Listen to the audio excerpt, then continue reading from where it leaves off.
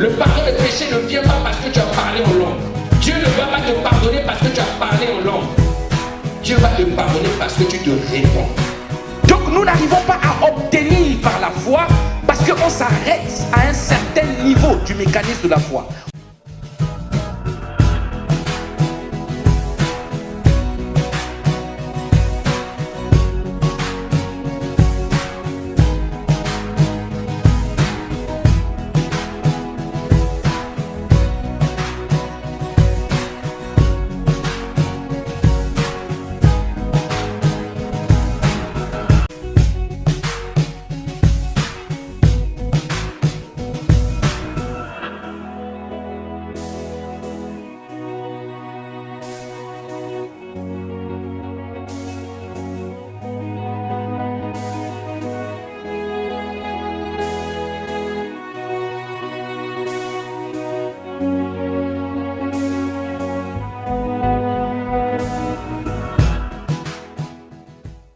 Alléluia. Waouh. Dis à quelqu'un, Jésus est bon. Dis-lui, Jésus est bon.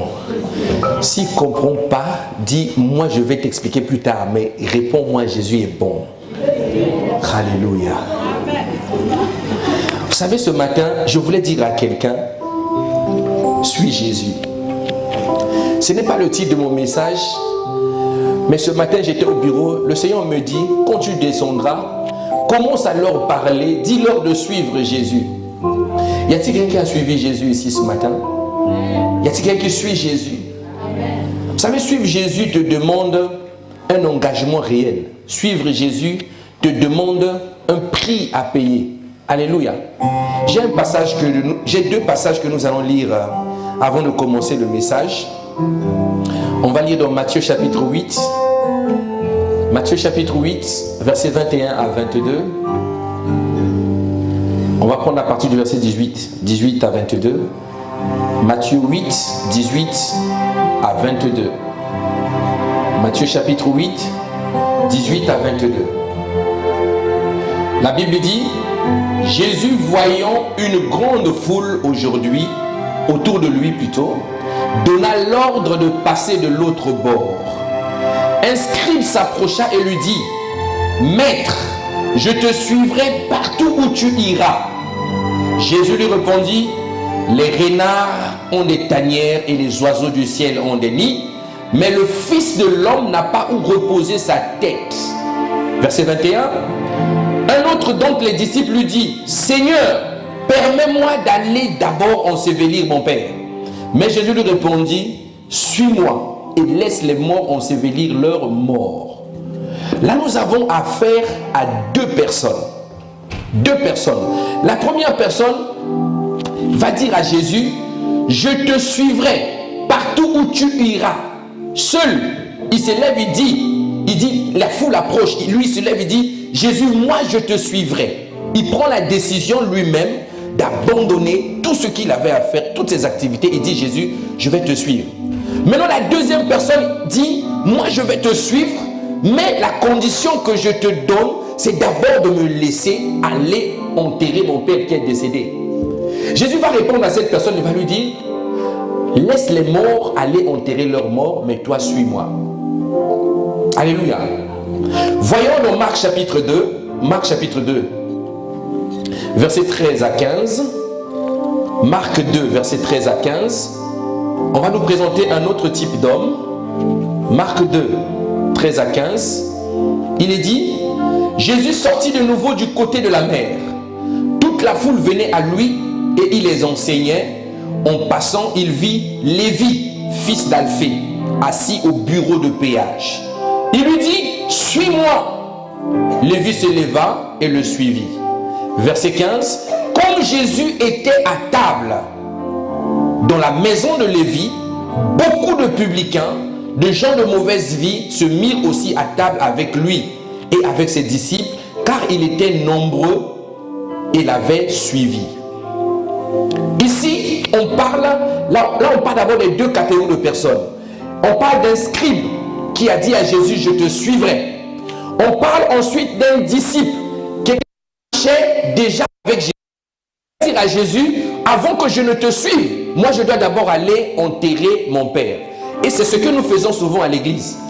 Nous sommes des enfants de Dieu, nous avons déjà Jésus avec nous, mais ce que nous faisons souvent, lorsque le ministère se lève, lorsque la mission se lève, lorsque les choses qu'il y a à faire pour Jésus se lèvent, on se dit non, moi j'ai d'abord le boulot, moi j'ai d'abord les enfants, moi j'ai d'abord ça, moi j'ai d'abord ci, moi j'ai d'abord ça. Si je finis de faire tout cela, en ce moment-là, j'aurai un peu de temps pour l'église.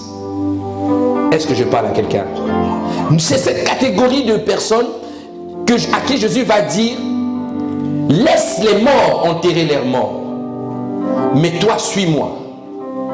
Alléluia. Maintenant, dans le livre de Marc, on nous présente d'autres types de personnes qui ne connaissent pas du tout le Seigneur. Et je crois que c'est le cas de quelqu'un ce matin. Ils ne connaissent pas le Seigneur. La Bible dit, son nom était le fils d'Alphée, Lévi. Il était assis au poste de péage alors qu'il était en train de collecter les fonds. Jésus passe et Jésus lui donne le plus court des appels au salut de l'histoire de la Bible. Il lui dit, suis-moi. Il n'a pas prêché, je te donnerai la vie. Il n'a pas dit, je te donnerai ce que tu cherches. Il n'a pas dit, je te bénirai. Il n'a pas dit, je multiplierai tes greniers. Il lui a juste dit, suis-moi. Et cet homme qui était au travail abandonne le travail. C'est comme si on te disait, tu es en train de faire un travail, tu as signé un CDI 35 heures, et un pasteur vient à ton lieu de travail et dit, devant ton patron, laisse ton boulot et suis-moi, on va aller faire l'évangélisation. Est-ce que je parle à quelqu'un? Si tu vas laisser le boulot pour suivre Jésus, dis Amen. Alléluia. Je comprends ton cas est compliqué. Je ne suis pas en train d'enseigner qu'il faut suivre, il faut laisser le travail. Il faut travailler, c'est bien. Mais je veux te dire simplement, il faut faire la part des choses. Amen. Donc Lévi va laisser tout ce qu'il faisait, il va décider de suivre Jésus. Mais quand Jésus se rend maintenant dans la maison de Lévi, la Bible dit que les gens de mauvaise vie, les publicains, donc les escrocs et les gens de mauvaise vie se mettent à table avec Jésus. Ils sont en train de manger avec Jésus. Je veux te dire, peu importe la situation dans laquelle tu te trouves, alléluia, tu es encore mondain, tu sers le monde, tu sers Satan, tu sers le diable, mais Dieu veut te dire ce matin, suis-moi. Est-ce que je parle à quelqu'un? Malgré ton état, suis Jésus. Bien aimé, deux fois nous avons cru que nous sommes déjà sauvés parce que nous venons à l'église. Nous sommes même responsables à l'église. On a des activités à l'église. Mais je veux te dire une chose. Est-ce que dans ta vie de tous les jours, tu continues à suivre Jésus? Suivre Jésus, c'est faire ce que Jésus te demande. Suivre Jésus, c'est obéir à la parole de Jésus chaque jour. Suivre Jésus, c'est vivre comme un enfant de Dieu. Une vie de méditation de la parole soutenue. Une vie de prière soutenue. C'est ce qu'on appelle suivre Jésus. Est-ce que tu suis encore Jésus? Le jour où tu t'es levé, tu as dit, je choisis de devenir chrétien. Ce n'était pas pour le baptême. Ce n'était pas pour ça. En réalité, c'était un engagement de suivre Jésus. Alors que la Pâque arrive, je voulais dire à quelqu'un ce matin, suis Jésus. Suis Jésus. Bien aimé, suis Jésus. Je priais, j'étais prosterné. Je disais au Seigneur, et si tu pouvais faire de moi quelqu'un de... Le Saint-Esprit me dit, je vais te poser une question. Es-tu sûr, Elvis, que si le Seigneur Jésus revient, là où tu es là, tu es déjà exceptionnel pour aller au ciel? Bien-aimé, j'ai senti un poids dans mon âme. Les larmes ont commencé à couler. Là, j'étais en bas, là. J'ai senti un poids dans mon âme, un fardeau. Je veux dire quoi? Tu peux être prédicateur de l'évangile. Tu peux être un bon frère avec une grosse Bible. Tu peux parler aux gens de Jésus tout le temps. Mais est-ce que ta propre vie glorifie ce Jésus-là? Est-ce que tu suis Jésus? Ma Bible dit qu'il reviendra comme un voleur. C'est un message que nous apprenons. Bien aimé, on peut affranchir la porte aujourd'hui. Jésus est la porte. Tu seras où? Ça ne sera pas le nombre de tours que toi et moi on fait à l'église. Si tu es pasteur comme moi, ça ne sera pas le nombre de prédications que tu as eu à faire qui va te donner le ciel. Mais ça sera l'attitude, ta capacité à suivre Jésus. Est-ce que je parle à quelqu'un? Alléluia. Ce matin, je vais aborder le 5e point que nous étions en train d'étudier. Mais avant d'aborder ce point, j'ai d'abord voulu parler à vos cœurs. Alléluia. Prends la décision aujourd'hui de suivre Jésus. Regarde ta marche avec lui. Tu étais avancé. Pour d'autres, c'est lorsqu'ils étaient en Afrique, avant de venir. Ils étaient très zélés. Mais depuis qu'ils sont arrivés dans ce pays, ils ont du mal à prier. Ils ont du mal avec les choses spirituelles. Ils essayent de prier, mais ça ne vient pas. Il y a quelque chose qui s'est cassé.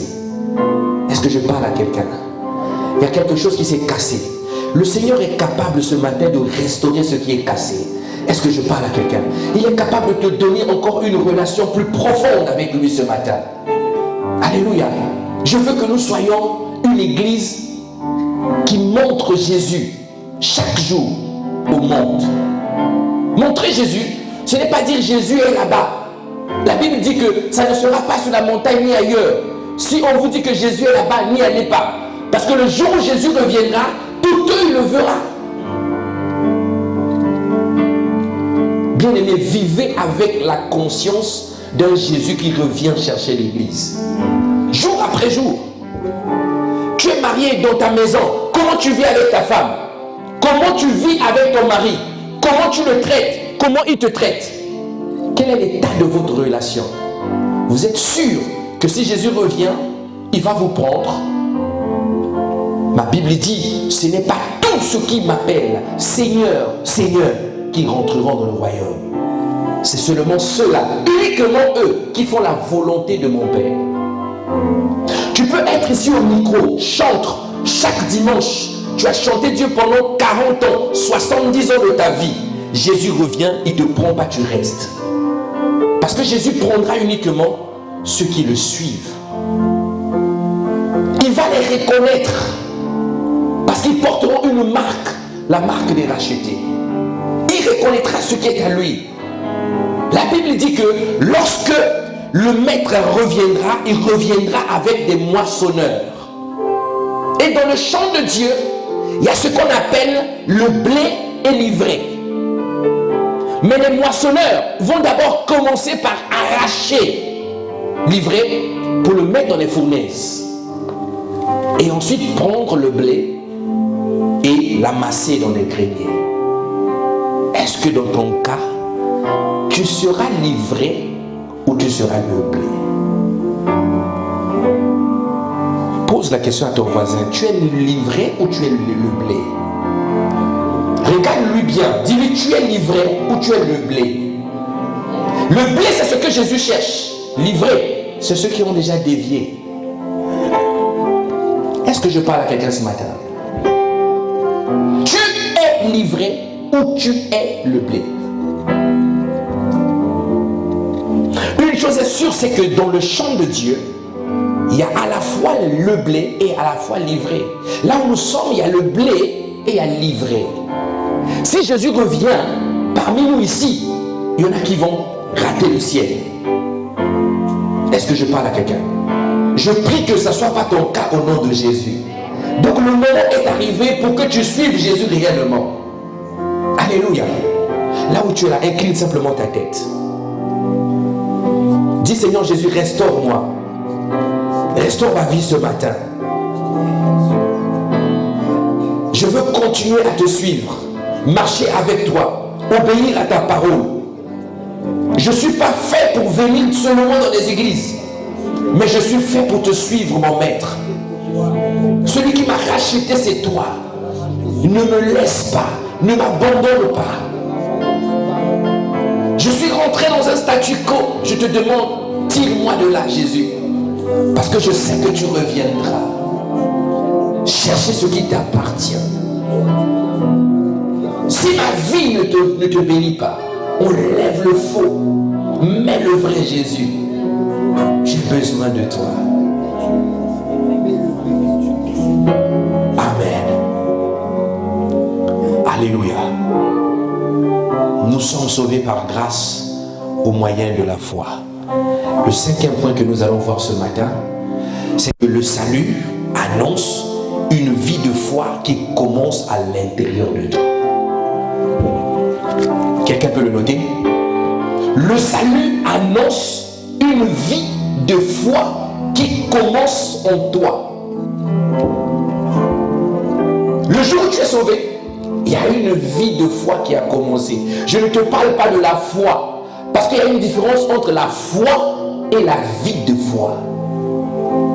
Lorsque nous entendons parler de la foi, nous avons toujours tendance à se dire c'est un moyen qui permet d'obtenir les choses de Dieu.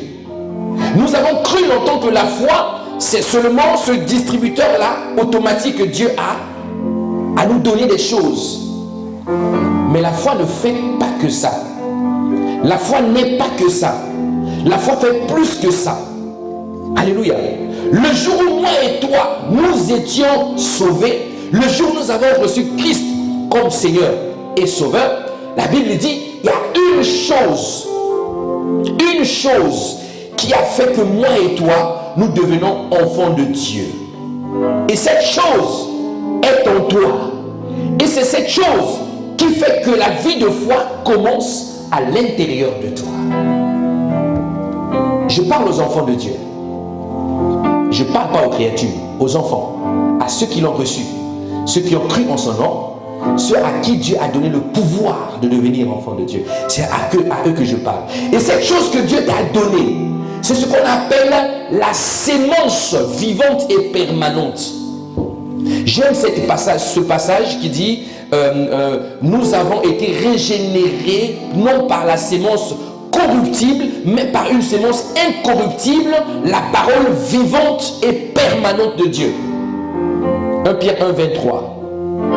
Nous avons été régénérés par une sémence incorruptible, la parole vivante et permanente de Dieu. La version Semeur va dire la parole vivante et éternelle de Dieu. Vous voyez, second 21 va dire grâce à la parole vivante et permanente. Vous êtes nés de nouveau, second 21, vous êtes nés de nouveau, non pas d'une sémence corruptible, mais d'une sémence incorruptible, grâce à la parole vivante et permanente. Est-ce que je parle à quelqu'un? Ici, la Bible dit que cette sémence-là, qu'on appelle la parole, en toi, que Dieu a mis en toi, cette sémence-là, elle est permanente. C'est-à-dire, elle ne te quitte pas, elle est toujours en toi. Alléluia. Et cette sémence-là, deuxième critère, la Bible dit ici, c'est une sémence éternelle. Éternelle. Vivante et éternelle. Permanente, vivante, éternelle. Je veux dire quoi? La sémence de Dieu est vivante. Ça veut dire quoi? C'est une sémence qui produit en toi la vie. Est-ce que je parle à quelqu'un? La vie. Au commencement était la parole. La parole était avec Dieu et la parole était Dieu. En elle était la vie. Et la vie était la lumière. Cette sémence produit en toi la vie. C'est pour ça que la Bible dit ici la parole est vivante. Deuxième chose, il dit la parole est éternelle.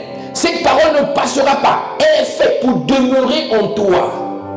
C'est pour ça la Bible dit à cause de cette parole qui est destinée à produire en toi la foi, la Bible dit maintenant ta responsabilité c'est de continuer à croire. Et il est écrit lorsque le Fils de l'homme reviendra, trouvera-t-il la foi? Autrement dit, la foi fait partie des critères. Lorsque Jésus reviendra, il cherchera des critères. Et un des critères, c'est ce qu'on appelle la foi. On dit que dans les derniers jours, l'amour du plus grand homme va se refroidir. Mais lorsque l'amour se refroidit, puisque l'amour c'est Dieu, est-ce que tu vois? Ta foi aussi va baisser. C'est pour ça que dans ce temps de la fin, beaucoup de personnes sont devenues incrédules. tu étais chrétien, tu croyais, tu étais fervent, mais tu commences à perdre, tu deviens un peu mélangé. Tu ne comprends pas. Un coup, tu es chrétien, un coup, tu es un peu dans le monde, un coup, tu reviens. Une semaine, jeûne et prière, tu es très motivé. Dès que le jeûne et prière finit, tu deviens un peu charnel, mélangé. La responsabilité, c'est que cette sémence est toujours en toi. Alléluia. Donc, la sémence qui est en toi, la sémence qui habite en toi, possède en elle-même toutes les richesses. Donc, avant d'aller chercher d'abord la foi, ferme assurance des choses qu'on espère, la démonstration de celles qu'on ne voit pas. Mais la parole de Dieu qui habite en toi possède l'ensemble des richesses. Est-ce que je parle à quelqu'un? Colossiens 3,16 nous dit, Colossiens chapitre 3 verset 16, Colossiens 3,16 nous dit que la parole de Christ habite en vous dans toute sa richesse. Que la parole de Christ habite en vous, second 21, version second 21, que la parole de Christ habite en vous dans toute sa richesse. Ça veut dire quoi? La parole qui est en toi là va te donner tout ce que tu cherches au fait. Elle va produire en toi la foi, et cette foi-là va te rendre capable d'obtenir tout ce que tu cherches. Mais ce que tu cherches là est déjà à l'intérieur de toi. Elle est dans la parole. Si Dieu a choisi de te donner la parole lorsque tu nais de nouveau, c'est que la parole contient tout ce que toi tu as besoin. La voiture que tu cherches est à l'intérieur de toi. Les papiers que tu cherches là, le titre de séjour que tu veux là, c'est à l'intérieur de toi. Est-ce que je parle à quelqu'un? Alléluia. La réussite sociale que tu veux, c'est dans la parole. Tout est dans la parole. Le mariage, les enfants, tout ce que l'église cherche, c'est dans la parole. Waouh. Le mariage, vous savez, c'est un des sujets que l'église aime beaucoup. Parce qu'il y a beaucoup de problèmes dans le mariage et il y a beaucoup de célibataires dans l'église qui n'arrivent pas à trouver. Mais toutes ces choses, c'est en nous en réalité. Hier, j'étais parti à une réunion des pasteurs du comité national des évangélistes de France à Paris. Alors pendant la réunion, j'ai discuté avec un pasteur qui m'expliquait. Il me dit, pasteur Elvis, au fait, il faut qu'on arrive à créer dans nos églises des réunions pour les célibataires. Que les célibataires essaient de parler entre eux. Ça se trouve, le mariage peut venir parce que nos frères et sœurs souffrent. Nous, on doit leur donner l'occasion de se marier. Moi, je dis, frère, tout ça, c'est bien. Tu as raison. Mais en réalité, tout ce que nous avons besoin, c'est dans la parole. Tu veux le mariage? Parle comme une femme de foi. Tu veux un enfant? Touche tes entrailles. Parle comme une femme de foi. Parce qu'elle est en toi. Ce qui est en toi va ressortir. Tu veux la guérison? C'est dans la parole. La bénédiction, c'est dans la parole. La bénédiction n'est pas dans mes mains. Mes mains là, la bénédiction n'est pas dedans. Je peux mettre ma main comme ça, si je reste silencieux, rien ne va se passer. Mais quand j'envoie la parole te guérit. Est-ce que je parle à quelqu'un? Ce n'est pas ma main qui guérit, mais la parole que je vais me libérer va te guérir. Il est écrit, il envoya sa parole et sa parole les a guéris. Parole. L'approbation des hommes, le succès et la vie abondante se trouvent dans la parole. Tout ce que nous cherchons, on a ça dans la parole. Maintenant, cette parole-là, je disais, produit en toi ce qu'on appelle la foi. Il est écrit que la foi vient de ce qu'on entend, n'est-ce pas? Et ce qu'on entend de la parole. Je ne dis pas que la foi vient des critiques que vous entendez. C'est pas ça, tout ce que la Bible dit. La foi ne vient pas de France 24 ou de BFM TV que tu écoutes. La foi ne viendra pas de ça. Est-ce que vous comprenez? La foi ne viendra pas, c'est parce que tu écoutes la louange toute la journée. La foi ne viendra pas là. La foi vient de la parole. Mais la parole de Dieu. Alléluia. Il y a une clé que je vais vous expliquer. Nous allons voir cette clé aujourd'hui parce que beaucoup d'enfants de Dieu ne comprennent pas. Nous sommes nombreux bien-aimés. Nous écoutons les prédications. Nous avons des pasteurs dans nos maisons, sur les télés. On connaît des sujets. Tu as envie du mariage, tu cliques à la télé, tu as un pasteur qui te parle de ça. Beaucoup écoutent la parole. Mais posez-vous la question, pourquoi tous les versets bibliques que moi et toi, nous avons mémorisés, pourquoi ces versets bibliques ne produisent pas en nous une foi inébranlable? C'est là le problème. Pasteur, cette prédication, j'ai déjà entendu. Il nous a parlé de la foi, j'ai déjà entendu. Il nous a parlé de la faveur divine, j'ai déjà entendu. Les versets que nous citons là, pourquoi ça ne produit pas en nous la foi? Dis à ton voisin, il y a une autre clé. Il y a une autre clé. Lisons Romains chapitre 10. Romains 10, versets 16 à 17. Romains 10, 16, 17. Romains 10, 16, 17. La version Louis II dit: mais tous n'ont pas obéi à la bonne nouvelle. Aussi Ésaïe dit-il: Seigneur, qui a cru à notre prédication? Verset 17. Ainsi, là il dit maintenant, ainsi la foi vient de ce qu'on entend, et ce qu'on entend vient de la parole de Dieu.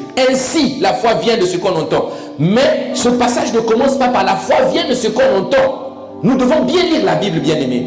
Ici il est écrit: mais ils n'ont tous, mais tous n'ont pas obéi à la bonne nouvelle. Ésaïe dit: Seigneur, ils n'ont pas cru. Qui a cru à notre prédication? Après il dit: ainsi la foi vient de ce qu'on entend, et ce qu'on entend vient de la parole de Christ. Quand nous prenons par exemple la version Semeur, on va dire ça autrement. La version Semeur va nous dire: mais malheureusement, tous n'ont pas obéi à cette bonne nouvelle.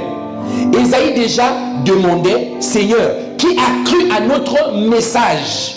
Verset 17. La foi naît du message que l'on entend. De ce message, c'est celui qui s'appuie sur la parole de Christ. Est-ce que vous voyez? Donc tu peux écouter beaucoup de messages, mais si ces messages-là ne sont pas appuyés sur la véritable parole de Christ, ces messages-là ne peuvent pas produire en toi la foi. Tu peux écouter plusieurs messages, lire 4, 5 chapitres de la Bible par jour. Mais ici, Ésaïe donne une clé. Il dit: tous, ils n'ont pas obéi. Tous, ils n'ont pas cru. Donc ici, on sort maintenant 2 critères qui fait que beaucoup d'enfants de Dieu ont la Bible, mais ils n'arrivent pas à avoir la foi. 2 critères. Premier critère ici, on dit l'obéissance. Deuxième critère, on dit croire, c'est-à-dire avoir la foi. Pourquoi on parle de la foi? On dit qu'ici, il faut croire. Croire, c'est avoir la foi. Ésaïe dit, premier critère, vous devez obéir à la parole. Deuxièmement, vous devez croire. Pourquoi croire? Parce qu'en nous, il y a déjà une sémence de départ que Jésus nous a donnée le jour de notre nouvelle naissance. Et cette sémence de départ-là, c'est ça qui nous permet déjà de croire. C'est ça qui a fait que nous croyons en Jésus comme Seigneur et Sauveur. Donc je veux te dire que tu peux prier pour avoir la foi. Ça ne viendra pas par la prière. Tu peux faire des journées de jeûne et prière. Ce n'est pas ça qui va te donner la foi. Mais la foi vient lorsque tu obéis à la parole de Dieu. J'étais choqué lorsque le Saint-Esprit m'a expliqué ça. Tu dis: waouh Seigneur. On était en prière, il était 4 heures du matin. On était avec le frère Tichik chez moi parce qu'il y avait des travaux. On priait le matin, je l'ai réveillé le matin, 3 heures, réveille-toi, on priait. Et le Saint-Esprit a commencé à me donner ce message-là. Il m'a dit: avant que la Pâque arrive, voilà ce que tu vas dire à mon peuple. Je vais t'expliquer les clés de la foi. Donc celui qui obéit à la parole, c'est celui-là qui a la foi.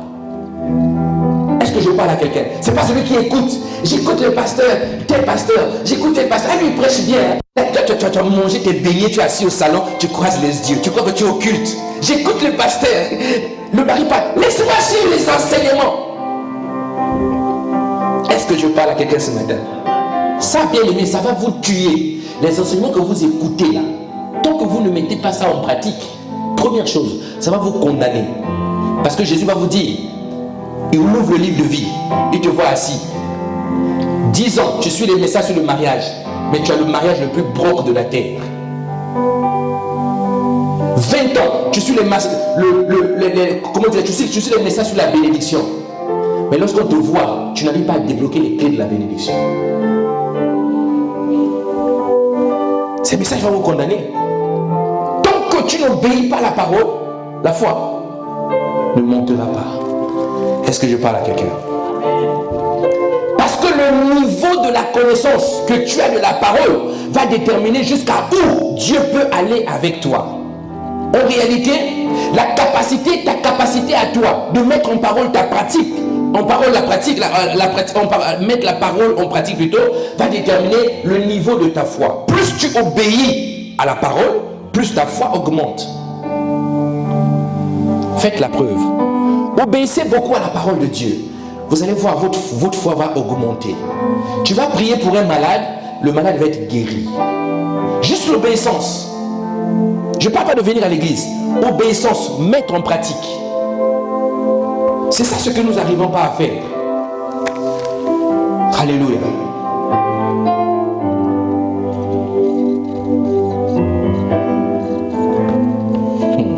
Est-ce que je parle à quelqu'un? La foi est capable de t'ouvrir des choses que toi tu ne connaissais pas sur ta propre vie. La foi. Parce que la foi a une vie. La foi est animée par un esprit qu'on appelle l'esprit de foi. Par ta foi, le Seigneur te parlera de ce qui arrive dans ta vie. Est-ce que tu le sais? Père, je crois que tu ne me laisseras pas tel que je suis. Tu cites la parole. Tu as dit tu ne m'abandonneras pas, je ne me délaisserai pas. Je veux savoir ce qui se passe. Tu crois en cette parole et Dieu te montre ce qui se passe. Mais je ne suis pas en train de te dire que la foi est un marabout. La foi n'est pas un marabout, mais la foi est capable de te faire voir à l'avance les choses qui doivent arriver. Est-ce que je parle à quelqu'un? La foi, ce n'est pas un féticheur, mais elle peut te guérir. Elle peut te guérir. La Bible dit que Jésus marchait. Au moment, on lui emmenait des malades. Il y a d'autres qui sont arrivés. La foi de Jésus les a guéris. Il y en a d'autres, leur propre foi les a guéris. La femme à la perte de sang, qui l'avait guérie? Sa foi. Elle a dit, si je touche seulement le bord du vêtement, je serai guéri. C'est la foi. Sa foi l'a guérie.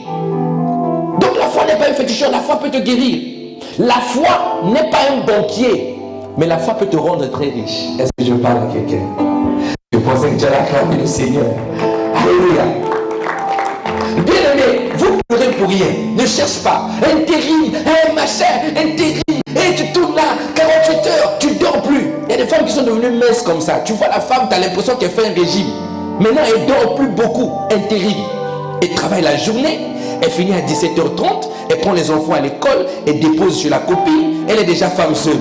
Bon, elle laisse encore là-bas. Elle va le soir. Le soir, elle commence à 20h. Elle finit à 6h. Après, elle reprend à 7h. Après, pasteur, j'ai vraiment pas le temps, mais je vais emmener ma dîme. Je te dis ce matin, je n'ai pas besoin de ta dîme. Dis-moi même. Je n'ai pas besoin de ta dîme. Vous prenez du temps, vous consacrez du temps à autre chose. Mais une femme et un homme de foi ne vit pas comme ça. La Bible dit que les choses que nous cherchons là, ça nous suit. Un homme de foi parle. Père, tu as dit que le pauvre, le riche que tu étais, tu t'es fait pauvre, afin que par ta pauvreté, nous puissions être enrichis. Waouh, parole de l'écriture. Qu'est-ce que je fais? Ok, tu m'as donné un peu d'intelligence. Je vais réfléchir. Bon, ok, je vais créer une société de décoration. La femme dit, toi tu vas créer une société, toi tu vas devenir patron. Je dis, chérie, toi tu me connais, tu ne comprends pas ce que je suis en train de dire. Je vais créer une société de décoration. La femme dit, tu vas sur internet, papa, tu cliques, tu sors les statuts, tu crées les statuts, tu vas, tu déposes. Bam, on te donne un cabis, tu deviens propriétaire.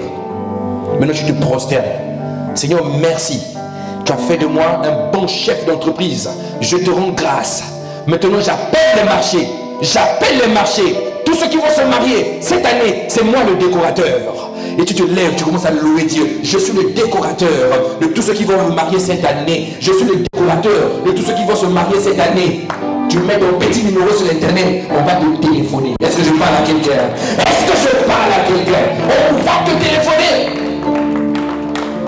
Alléluia.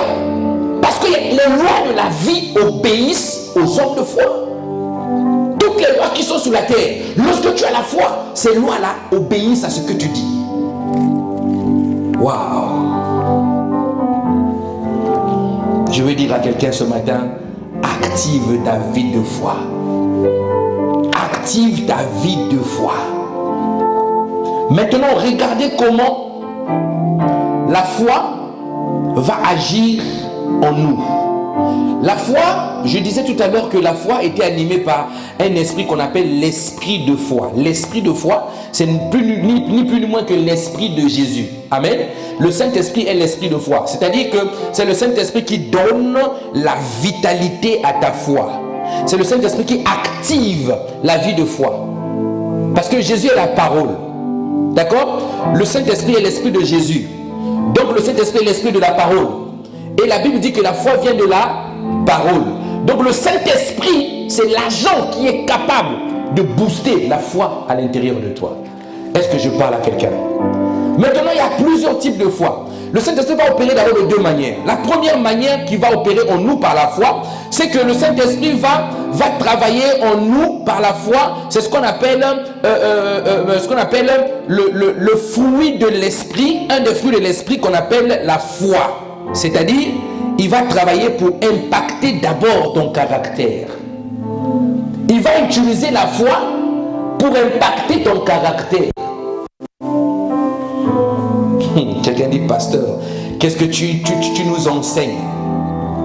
Regardez, un des fruits de l'esprit, dans Galates 5, 22, la version seconde 21, un des fruits des esprits, la Bible dit, Galates 5, 22, version seconde 21.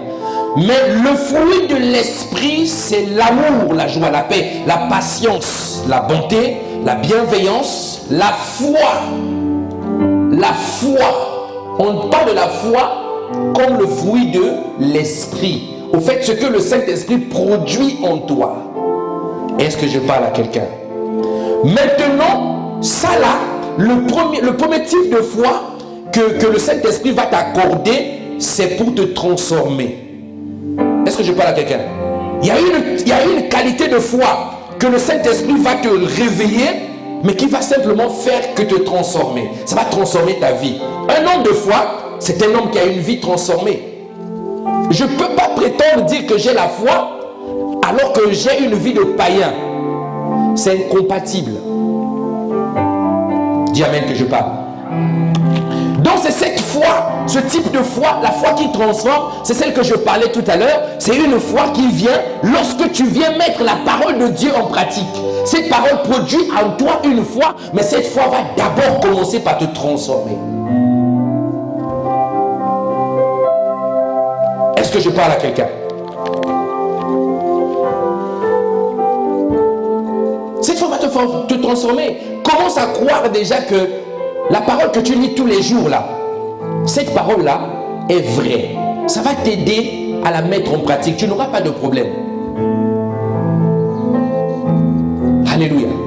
Il ne faut jamais pratiquer, lire la Bible et vouloir pratiquer la Bible en raisonnant. Si tu raisonnes, tu ne pourras jamais mettre en pratique la Bible. Tu ne peux pas raisonner la foi, c'est pas possible.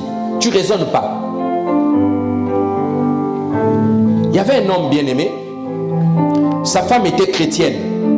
Cet homme-là, c'était un homme d'affaires. Sa femme lui disait, chérie, on va à l'église chaque dimanche. Lui disait toujours à la femme, non, au fait, moi, je ne peux pas venir dans vos églises là. Vous priez parce que vous avez des problèmes. La femme dit, non, chérie, on va aller à l'église. Passe. Un jour, sa femme a redit, on va aller à l'église. Vous savez ce qu'il a dit à sa femme? Il a dit à sa femme, je vais aller à l'église le jour où Dieu va me taper par le dos et il va me faire un bisou au cou et il va me dire je t'aime. La femme a dit wouh Seigneur, ça risque de ne pas arriver. Ça risque de ne pas arriver ça. Il répète encore, le jour où Dieu va me taper par le dos, il me fait bisou au cou et il me dit je t'aime. Ce jour-là je viens à l'église. Maintenant, il y avait un évangéliste qui se baladait dans la rue. Cet évangéliste-là rencontre cet homme. Lui ne savait pas. Le Saint-Esprit parle à cet évangéliste. Il lui dit, tu vois cet homme-là, ce bon monsieur-là, en costume-là, va, tape-le au dos, fais-lui bisou au cou, dis-lui que Dieu t'aime. L'évangéliste a parlé en langue. Seigneur, ça c'est pas toi. Non, ça c'est pas toi. Il a commencé à raisonner. Le Saint-Esprit lui dit, j'ai dit, va, tape cet homme au dos, fais-lui bisou au cou, dis-lui que Dieu t'aime. Il a résisté. Après il a dit non, la pression montait en lui. Il a couru. Le gars a tourné le dos comme ça pour monter dans la voiture. Lui il a couru derrière. Bam, bam. Dieu t'aime. Après, boum, il fait le pas, il fuit. Maintenant, il regarde derrière, il voit le gars va commencer à pleurer. En costume, le gars a commencé à pleurer. Lui, il regardait à distance, il dit oh, mais qu'est-ce qui se passe? Il s'est rapproché du gars, il a pris courage, il pensait que ça allait lui créer des problèmes. Il s'est rapproché du gars, il dit au gars, mais pourquoi tu pleures? Le gars lui dit, au fait, j'avais dit à ma femme, le jour où Dieu va me taper par le dos, il va me faire un bisou et me dire qu'il m'aime, je viendrai à l'église. Donc à compter d'aujourd'hui, tu m'as fait du bien, j'ai eu le signe, je vais commencer à aller à l'église. Alléluia! Alléluia! C'est comme ça que cet homme est devenu chrétien. Est-ce que vous comprenez? On ne raisonne pas. La foi peut te faire des choses bizarres. Comment moi je suis un homme? Je ne suis pas penché, je suis marié à une femme. Comment je vais lui faire bisou au cou d'un homme? Bizarre. Crois seulement. Si c'est le Saint-Esprit, crois que c'est lui, fais ce qu'il te demande de faire. Est-ce que je parle à quelqu'un ce matin? Le deuxième type de foi que le Saint-Esprit va produire à l'intérieur de toi, c'est ce qu'on appelle la foi qui sauve. La foi qui sauve. C'est la foi qui te permet de faire face aux épreuves. Une épreuve, ce n'est pas un moyen d'obtenir des choses que tu espères. Mais la foi qui sauve, c'est un moyen qui va te permettre de faire face aux épreuves. Elle va te donner de t'appuyer sur la connaissance des promesses de Dieu. Donc, il y a la parole de Dieu, mais dans la parole de Dieu, il y a ce qu'on appelle les promesses de Dieu. Et cette foi-là va te donner de s'appuyer sur les promesses de Dieu. Le Saint-Esprit va venir pendant que tu es dans l'épreuve, pendant que tu traverses une période difficile. Le Saint-Esprit va t'envoyer une parole. Il t'envoie une parole. Pouf. Et cette parole-là va produire en toi la foi. Et à l'instant même, elle va te donner un caractère de vainqueur. Comment ça agit? Deux fois, tu es en train de traverser des moments difficiles d'épreuve. Le Saint-Esprit va venir te rappeler ce que tu as vécu, ce que tu avais vécu avec lui. Les instants de victoire, il te les rappelle. Et du coup, toi qui ne croyais pas, tu es boosté. Tu dis, celui qui a fait, si Dieu a fait ça avec moi, donc là, il est capable de faire. C'est une foi, la foi qui monte à l'intérieur de toi. Et tu commences à croire. C'est de cette foi-là que David avait utilisé lorsqu'il était face à Goliath. Ce n'était pas la foi qui faisait ouvrir les écluses des cieux. C'était la foi qui triomphe, la foi qui sauve. Comment il a fait? Lorsqu'il est venu devant Goliath, l'Esprit rappelle à David que David, mon enfant, écoute. Le Dieu qui t'avait délivré de l'ours et du lion, lui, il te délivrera de la main de ce Philistin. Donc, le Saint-Esprit a récalculé. David, regarde. Il a commencé à voir comment il courait après le lion, comment il frappait le lion, comment il avait ravi la brebis, le lion n'a rien fait. Comment il a pris l'ours, il a ravi la brebis de la gueule de l'ours. Il regarde, le Seigneur lui dit, mon petit, vas-y. Il regarde Goliath. Il dit, Goliath, toi, incirconcis, tu oses insulter l'armée de l'Éternel parce qu'il a reçu une mesure de foi qui vient du souvenir. Après, il recule. Il prend une pierre. Il tourne. Goliath sourit. Mais lorsque Dieu t'envoie cette mesure de foi, il y a toujours un homme à côté de toi qu'on appelle Saül. Lui, son travail, c'est de te dire, je sais que tu n'arriveras pas. Va quand même. Va quand même. Je sais que tu n'arriveras pas. Va quand même. La foi qui sauve, lorsqu'elle arrive, les Saül montent. Tu n'arriveras pas. Tu n'arriveras pas. C'est quelquefois un ami, ou même ton conjoint. Il dit, ma femme là, tous les concours qu'elle va faire, elle va échouer. Elle n'est pas intelligente. Mais il te motive quand même. Fais le concours, fais le concours. Au-delà de lui, il dit, elle échouera. C'est des Saül. C'est des Saül. C'est des Saül. Et là tu dis, au fait, marie-toi. Marie-toi pour être heureuse. Mais au-dedans de lui, il te dit, au-dedans d'elle, ta copine là, il te dit, je sais que celle-là, si elle se marie, ça sera la catastrophe. C'est des Saül.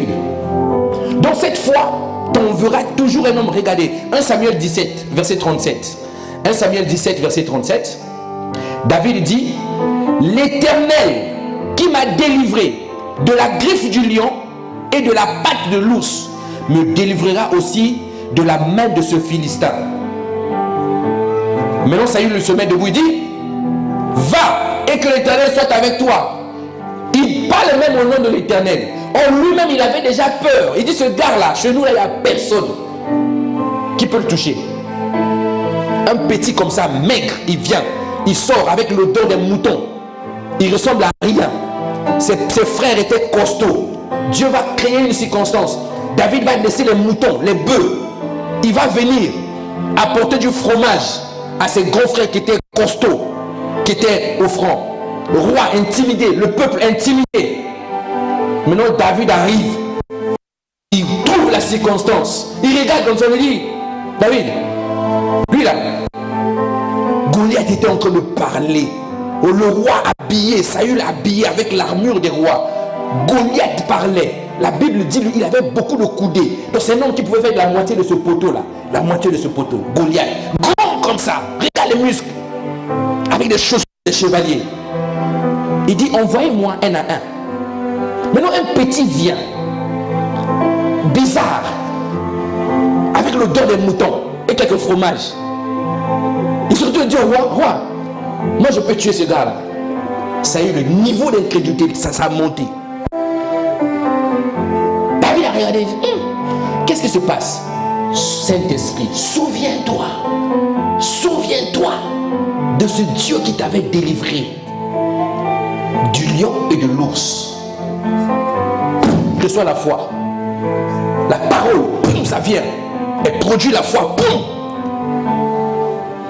Goliath vient, les pieds, il descend là. Le prend, lance, ça. Sur le front, il tombe d'un coup. Ça y est. Dis que la foi, ta foi va étonner ton entourage ce matin. Est-ce que je parle à quelqu'un? À cause de ta foi, je déclare et je décrète ce matin. Les gens seront étonnés de toi. La situation qui est bloquée dans ta vie là, le Seigneur va débloquer cette chose. Ce que tu attends depuis toujours, le Seigneur va le faire aujourd'hui. Est-ce que je parle à quelqu'un? Waouh! Tu es en train de pleurer depuis longtemps, tu te lamentes depuis longtemps, la situation dure, mais tu as simplement besoin d'une parole qui va produire en toi la foi. Va dans les promesses de Dieu, lis les promesses de Dieu, lis ce que Dieu a promis. Quand tu traverses le désert, tu as besoin de la foi qui va te sauver. Lis ce que Dieu a dit à ton sujet, lis la Bible. Elle va produire en toi la foi. Et ta situation va être débloquée. Tu n'auras pas besoin d'appeler le pasteur. Tu n'auras pas besoin d'appeler le pasteur. Toi seul, tu es capable parce que la parole de Dieu est en toi. Est-ce que je parle à quelqu'un? Waouh! Alléluia. Troisième type de foi, c'est ce qu'on appelle la foi qui protège. Là, nous ne sommes pas dans la foi Dieu donne-moi, mais nous sommes dans la foi Dieu agissant en nous. Est-ce que je parle à quelqu'un? La foi qui protège. C'est ce qu'on appelle la foi bouclier, ou encore ce que la Bible dit, le bouclier de la foi. Alléluia. Le bouclier de la foi. Ici, la foi est présentée comme une arme spirituelle qu'on appelle le bouclier de la foi pour te protéger. Nous sommes à Éphésiens chapitre 6 au verset 16. Éphésiens 6, 16. Lorsque la Bible parle des armes spirituelles, la Bible dit: prenez par-dessus tout cela et le bouclier de la foi. Prenez par-dessus tout cela le bouclier de la foi avec lequel vous pourrez éteindre tous les traits enflammés du malin. Semeur dit: en toute circonstance, saisissez-vous de la foi comme d'un bouclier. Saisissez-vous de la foi comme d'un bouclier avec lequel vous pourrez éteindre toutes les flèches enflammées du diable. Le bouclier de la foi te sert à quoi? Le bouclier de la foi, c'est une arme spirituelle. C'est en quelque sorte une sorte de foi que Dieu va te donner lorsque Satan va t'envoyer ce qu'on appelle les traits enflammés. Les traits enflammés, c'est quoi? Les traits enflammés, c'est l'ensemble des désirs et des sollicitations du diable par ton âme. Je m'explique. Tu es un frère bien, marié, beau, bien. Tu sers Dieu à l'église, excellent, un bon homme de qualité, dis-moi amen. Et tu te balades, tu rencontres une fille dans le métro du Havre. Tu rencontres une fille. Maintenant, tu sais que tu es un homme marié. Mais à l'intérieur de toi, tu entends une voix. Vous savez, il y a des femmes qui ressemblent vraiment au genre de femmes que tu as toujours rêvé toute ta vie. Vous savez, des fois, il y a des mariages. Il y a des mariages où on n'a pas le choix. Là, j'ai avancé. Tu avais mis des critères. Tu dis, bon, on fait tomber seulement les critères. Allez, bas, celui qui vient. Moi, je te prends, toi, prends-moi, moi, à la mairie. Mais je ne parle pas de ce mariage-là. Et puis, toi, tu t'es retrouvé dans ça. Tu t'es marié comme ça. Et puis, tu vois dans la rue une fille qui vient, mais qui ressemble exactement aux critères que tu as toujours recherchés. Née comme ça. On dirait Britney. Belle femme. Quand elle sourit, regarde les dents. Elle se brosse avec une bonne pâte dentifrice. Pas Eco Plus, bien là. Dans les dents blanchies. C'est pas le dentiste qui a fait ça, mais les dents sont comme ça. Elle sourit. Elle sourit pas. Elle sourit classe. Mais ce genre de sourire là. Tu dis à la femme, tu vois quand elle marche comme ça, dis. Là tu vois l'homme il recule. C'est pourquoi les hommes ils reculent, ils lisent les critères. La femme passe devant, lui il recule, tu lui laisses la femme passer. Regarde la démarche. Tu dis, Satan est très enflammé à l'intérieur de toi. C'est le genre de femme que tu cherches. Au fait, ton mariage, c'était une erreur. Mais cette femme-là, c'est vraiment la femme de ta vie. Regarde. Et quand c'est comme ça, l'esprit de Satan saisit aussi cette femme-là. Bonjour, messieurs. Je peux vous aider ma place. Toi, on te laisse la place, au lieu de regarder la place, je dis oui. Est-ce que je parle à quelqu'un? Les traits enflammés, Satan fait gonfler ton cœur. Tu dis, je drague ou je drague pas? Là, tu commences à penser au pasteur Elvis. Le gars là, s'il est au courant, là, c'est compliqué. Je drague ou je drague pas? Je drague ou je drague pas? Je veux ou je veux pas? Le téléphone de madame sonne. Tu regardes comme ça. Ah, toi aussi. Pas, tu raccroches, tu me raccroches. Très enflammé. Maintenant, là, c'est là qu'il faut prendre le bouclier de la foi. Comment tu fonctionnes? Tu dis, moi là, moi, enfant de Dieu, né de nouveau, lavé par l'eau de la parole, né par la sémence incorruptible, je ne tombe jamais dans l'adultère. Peu importe ta beauté, bouclier de la foi. Et tu regardes, madame, je te laisse ta place, tu t'éloignes d'elle. Est-ce que je parle avec elle? Prends ta place, madame, c'est la galanterie. Tu pars. Alléluia. Et quand tu pars comme ça, bien aimé, si tu avais des anti-soleil, mets des anti-soleil, regarde le conducteur du métro, regarde-le. C'est ce qu'on appelle le bouclier de la foi. Satan va solliciter ton âme. Mais comment toi tu te laisses aller? Il y a d'autres hommes. Non, asseyez-vous seulement. Moi, je m'assois à côté de toi. Et tu commences à sentir la jambe chauffée. Et tu n'arrives pas à parler, tu trembles. Vous savez, il y a des rencontres comme ça. Tu rencontres une femme, vous sortez du métro, vous ne comprenez pas, tu marches comme ça. Bien aimé, une voiture peut te ramasser. Hein. Eh, monsieur, excusez-moi. La vie t'a tellement traumatisé. Satan a dit, il faut que tu dragues, il faut que tu dragues. Le train enflammé est monté. Et tu as loupé. Le lendemain, tu vas voir les gars comme s'ils vont repartir à l'arrêt de métro pour voir si la fille était là. Là, attends. Tu savez, parce qu'une fille a touché ton cœur là, hein, ton âme là où tu l'as loupé là, tu vas aller retourner toujours là-bas pour l'attendre. Est-ce que je parle à quelqu'un? C'est ça l'amour aussi. Moi je restais à la fenêtre, vous savez, je restais à la fenêtre, je suis dans la fenêtre. J'ouvre ma fenêtre comme ça, je mets ma tête dans la rue. J'attends que ma femme passe, que je la vois passer. Quand elle me compliquait la tâche, j'appelais des... je drague, je veux pas de toi. Moi je t'aime, moi je non plus. Moi je t'aime, moi je fais une journée, je la vois pas, j'ouvre la fenêtre, je reste à la fenêtre là. J'attends qu'elle passe. Quand elle passe, je crie bonjour. Là elle fait ça, bonjour. Et continue. Votre maman d'année là, c'est elle fait ça. Dis-moi amen. Un homme de foi, regarde la fenêtre. Chaque fois fenêtre. Je viens, je me mouille à la cabine téléphonique. J'appelle et ne décroche pas. Je dis à mes amis, c'est ma femme. Elle ne veut pas, mais c'est ma femme. J'ai dit qu'elle est ma femme. Est-ce que je parle à quelqu'un? Il y a des traits enflammés qui sont bien. Il y a des traits enflammés qui sont bien. Quand c'est pour la destinée, c'est bien. Quand c'est pas pour la destinée, il faut prendre le bouclier de la foi. Alléluia. Quand c'est pas pour la destinée, prends le bouclier de la foi. Bien aimé, l'homme que tu es en train de courir après, est-ce que tu sais si c'est un trait enflammé ou pas? Est-ce que tu le sais? Le gars il est gentil, sa gentillesse dépasse même les limites. Ma soeur, tu es célibataire, évite les hommes qui sont très gentils au début avec toi là. Un homme sérieux qui va t'épouser, il n'est pas toujours gentil au début. Hein? Bonjour. D'accord. Tu veux me parler? Oui, j'aimerais bien qu'on discute un peu. Ok. Restaurant? Ok, très bien. Je veux que tu sois ma femme. Wow.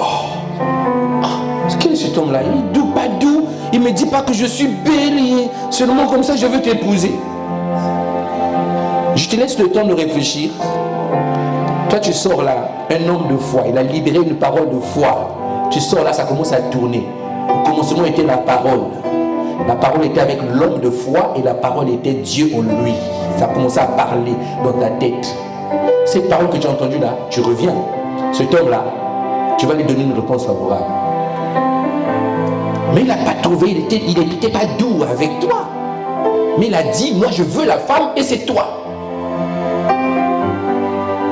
Alléluia. Donc revenons un peu, je parlais de la foi qui protège. La foi qui protège, le bouclier de la foi. Donc c'est quelque chose qui fonctionne. Le bouclier de la foi fonctionne avec ce qu'on appelle le renouvellement de l'intelligence.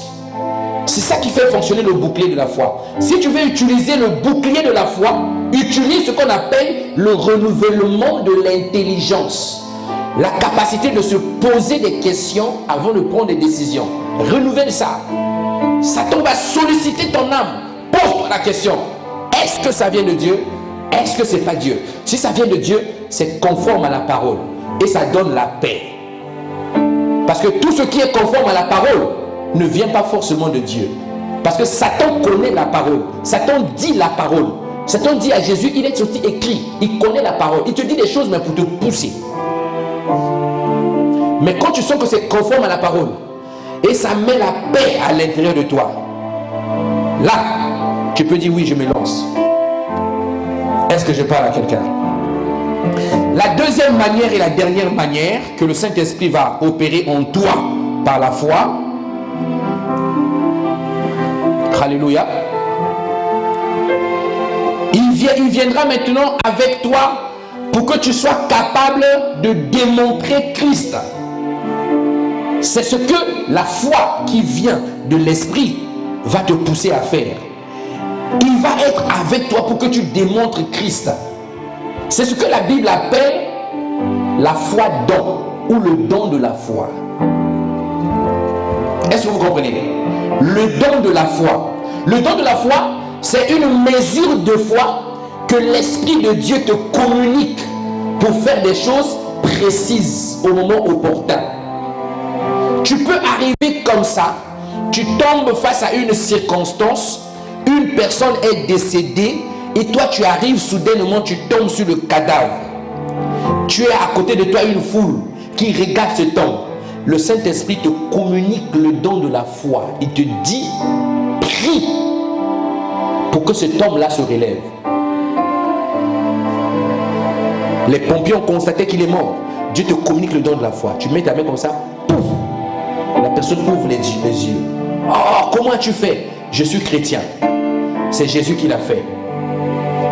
Le don de la foi, ça va te permettre de ramener un mort à la vie. Ça va te permettre de débloquer ce qu'on appelle des situations impossibles. Là où les hommes ont dit c'est fini, le Saint-Esprit te communique le don de la foi. Et tu te lèves, tu fais quelque chose qui étonne tout le monde. Alléluia. 1 Corinthiens 12, 7 à 9, je vais m'arrêter là. Or, à chacun, la manifestation de l'Esprit, 1 Corinthiens 12, 7 à 9, à chacun la manifestation de l'Esprit est donnée pour l'utilité commune. En effet, à l'un est donné par l'Esprit une parole de sagesse, à un autre une parole de connaissance, selon le même Esprit, à un autre la foi par le même Esprit. Là, c'est le don de la foi. Par le même Esprit. Ce n'est pas la foi comme fruit de l'Esprit, mais là, c'est le don de la foi. Pour que tu opères des miracles. Dis-moi Amen. Donc, c'est une capacité divine. Là, le don de la foi, c'est Jésus utilisait beaucoup le don de la foi. Il marchait sur les eaux avec le don de la foi. Il calmait la tempête avec le don de la foi. C'est ce qu'il a demandé lorsqu'il est venu devant le tombeau de Lazare. Lorsqu'il a dit, Père, je te rends grâce. Il n'a pas dit, Père, fais revenir Lazare à la vie. Non, il a dit, Père, je te rends grâce de ce que moi, Jésus, toi, tu m'as toujours exaucé. Autrement, je prie, je reçois le don de la foi et j'opère. Afin que ces hommes qui voient sachent que tu es, toi, Dieu, la résurrection et la vie. Rouler la pierre. L'odeur. Jésus approche. Il lève la main, don de la foi. Lazare, sors! Il n'a pas crié 4 fois, une seule fois. Lazare, sors! Et tous ceux qui étaient là, on voit un homme emballé de linceul marcher comme ça, sortir du tombeau. Le don de la foi. Alléluia.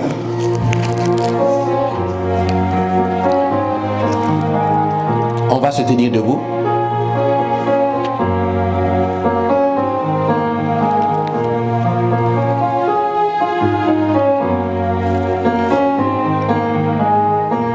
J'aimerais que toi et moi nous prions ce matin.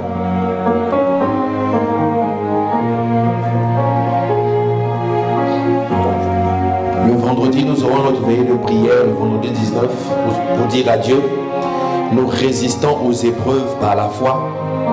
Nous tenons bon aux épreuves par la foi. Alors maintenant, je vais te demander de faire une prière qui va te préparer à rentrer dans cette veillée et sortir de là victorieux. Alléluia. Lève ta voix, dis Seigneur, booste ma foi, augmente ma foi ce matin. J'ai compris que la foi vient de la parole, mais la parole que nous mettons en pratique. Ce matin, j'ai besoin de toi. Aide-moi à mettre ta parole en pratique. Aide-moi à ne pas me borner par les raisonnements. J'ai besoin de toi. Lève ta voix. Commence à lui parler simplement. Commence à lui demander simplement. Il dit, demandez, je vous donne des rêves. Frappez, je vous ouvrirai. Seigneur, ce matin, nous avons besoin de toi.